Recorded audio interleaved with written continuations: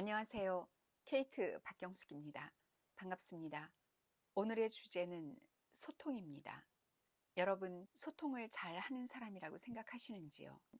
사회생활, 회사 생활을 하면서 소통을 잘하는 게 정말 중요하다라는 것은 누구나 알고 있을 겁니다. 그리고 불통인 사람 정말 싫어하죠. 사람들로부터 저 사람은 불통이야 라는 얘기를 그 어느 누구도 듣고 싶어 하지 않을 겁니다. 그만큼 소통이 중요한데 소통? 커뮤니케이션을 잘하는 사람이다 얘기를 듣는 게 쉬운 일은 아닙니다.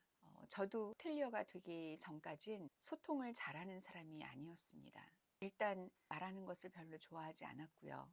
우리 한국인들의 큰 약점이라고 할 수 있는데 네 아니요라든가 짧고 굵게 단답형식의 대화만 잘하죠. 밥 먹었어? 네. 맛있었어? 네. 시험 잘 봤어? 아니요. 어렸을 때부터 이런 식의 대화법만 익혔기 때문에 대화를 잘하는 경우가 극히 드뭅니다. 물론 저도 예외는 아니었고요. 근데 호텔에서 일하면서 소통을 잘해야 되는 사람이 됐습니다. 고객 서비스에서는 커뮤니케이션, 소통이 정말 중요하거든요. 고객이 어떤 말을 하는지, 무엇을 요구하는지, 불만이 있을 때는 왜 불만이 있는지를 잘 파악하고 시의적절하게 응대를 해야 됐고요. 인사 교육을 하면서는 직원들과 끊임없이 소통을 잘 해야만 됐습니다. 그래서 오늘은 제가 터득한 그 방법을 여러분들과 공유할까 합니다. 소통을 잘하기 위한 첫 번째 방법은 경청입니다. 소통에서 가장 중요한 것은 상대를 이해하는 거죠. 상대를 이해하지 못하면 커뮤니케이션이 이어질 수가 없습니다. 그래서 경청이 중요하고요. 경청을 할 때는 말 자체뿐만이 아니라 말하는 사람이 전하고자 하는 의도를 파악해야 되고요. 말 속에 숨겨진 그 뜻까지 읽을 줄 알아야 됩니다.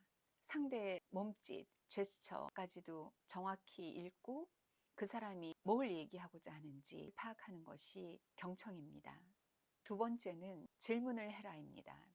소통을 잘하기 위해서는 질문을 잘해야 된다. 저희가 또 잘 못하는 게 질문이죠. 교육을 하면서 가장 힘들 때가 강의 맨 끝에 여러분 질문 있으십니까? 하면 싸늘한 침묵만 흐르고 아무도 질문을 안 하는데요. 질문이 없는 이유는 두 가지입니다. 하나는 주제에 대해서 전혀 관심이 없는 거죠. 대화 상대에 대해서도 별 관심이 없고요. 그리고 상대가 말한 내용에 대해서 이해를 하지 못했기 때문에 질문을 못 하는 겁니다. 그 대화가 정확히 이해하지 않아도 괜찮은 그런 내용이었다면 별 상관이 없지만 제대로 이해를 해야 되는 내용이었다면 나중에 곤란을 겪게 되죠. 그래서 상대가 이야기한 내용을 명확하게 파악해야 된다라고 한다면 자신이 이해한 것이 맞는지 확인해야 됩니다. 질문의 또 하나 유익한 점은 상대로부터 신뢰를 얻을 수 있다는 겁니다. 내가 실컷 얘기를 했는데 상대가 무관심한 태도를 보이거나 이런 것은 분명히 질문을 할 만한데 하는 것도 전혀 질문이 없다라고 할 때 말한 사람은 실망이 크죠. 반대로 상대가 적극적으로 경청한 다음에 적절한 질문을 해준다면 이 사람은 내 말에 관심을 갖고 있구나. 무엇을 얘기하고자 하는지 정확히 파악하려고 노력하는구나. 그렇게 생각하면서 신뢰를 주게 되고요. 좋은 마음을 갖게 되면서 유대감을 형성할 수 있습니다. 그 다음에 소통을 잘하는 세 번째는 말을 많이 하지 마라입니다.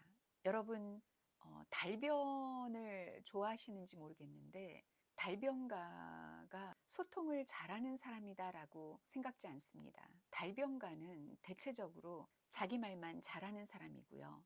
그런 사람은 상대에게 말할 시간을 주지 않기 때문에 소통이 되는 게 아니라 일방통행이 됩니다. 소통은 쌍방간의 주고받음이죠. 말을 많이 하는 사람은 자기 말에 취해서 상대의 말을 잘 듣거나 말할 기회를 주지 않습니다. 소통을 잘하려면 말을 아껴라. 그리고 신중하게 말해라. 그 다음 네 번째, 소통을 잘하는 사람은 해야 할 말과 하지 말아야 될 말을 명확하게 구분할 줄 압니다. 대화를 하면서 해야 할 말은 반드시 하고 하지 말아야 될 말을 하지 않는 거, 이것만큼 중요하고 어려운 게 없다. 그 이유는 말을 하면서 상대가 지금 어떤 상태인지를 확인하는 거죠. 너무 이성적으로 흐르고 있는지, 지나치게 감정적으로 흐르고 있는지, 그에 따라 적절하게 해야 될 말과 하지 말아야 될 말을 판단해야 됩니다. 상대가 굉장히 감정적인데 불이 난데 기름을 더 붓는 듯한 그런 말을 하거나, 얼음물처럼 차가운데 거기에다가 더 찬물을 끼얹는다거나, 이런 대화법은 두 사람 사이에 소통이 될 수가 없습니다. 그래서 저 같은 경우는 상대의 감정이 너무 이성적으로 흐르는 것 같다. 그러면 따뜻한 온도의 말을 하면서 중화를 시키고자 하고요. 반대로 지나치게 격정적인 감정 상태로 흐르고 있다라고 한다면 이성을 되찾을 수 있는 낮은 톤의 말과 내용을 얘기합니다. 그러면서 온도를 낮추려고 합니다. 대화를 하면서 이런 순간적인 판단력을 갖는 게 좋은 소통을 이끄는 방법이라고 할 수 있습니다. 그 다음에 또 한 가지는 공감 능력입니다. 소통을 잘하는 사람들을 보면 공감 능력이 뛰어납니다. 대화를 하면서 상대의 말에 모두 동의를 하거나 받아들이긴 힘들죠. 하지만 공감은 상대에 대한 이해입니다. 내가 이해하기 힘들고 받아들이기 힘든 그런 내용을 이야기한다 하더라도 그것을 적대적으로 나는 그렇게 생각하지 않아. 네 생각은 틀렸어. 게 아니라, 아, 너의 생각은 그랬구나. 그 사람의 입장이 그렇구나라는 것을 이해하는 거죠. 그게 바로 공감 능력인데, 소통을 하는 데 있어서 이 공감 능력을 보이는 것만큼 중요한 게 없습니다. 우리 모두는 다른 생각과 의견을 갖고 있을 수 있습니다. 앞에서도 말씀드렸지만 정말 좋은 소통은 상대가 말한 것에 100% 받아들일 수는 없지만 그 사람이 어떤 상황에서 어떤 입장에서 그런 얘기를 했는지를 이해하려고 하고 한 발 더 나아가서 내 자신의 생각을 명확하게 얘기하는 겁니다. 그게 바로 소통이죠. 끝으로 소통을 잘하기 위해서는 대화 중간중간에 간헐적인 침묵을 활용해야 됩니다. 무조건 침묵하는 것은 관심이 없구나 라고 오해를 부를 수 있기 때문에 상대가 기분 나쁠 수 있고요. 근데 이 침묵을 적절하게 활용한다면 그 침묵의 시간을 통해서 스스로의 생각을 정리하면서 적절한 답변, 응대를 할 수 있고요. 그런 진지하고 신중한 모습을 보는 대화 상대는 큰 신뢰를 보내주게 됩니다. 침묵은 금이다라는 말도 있죠.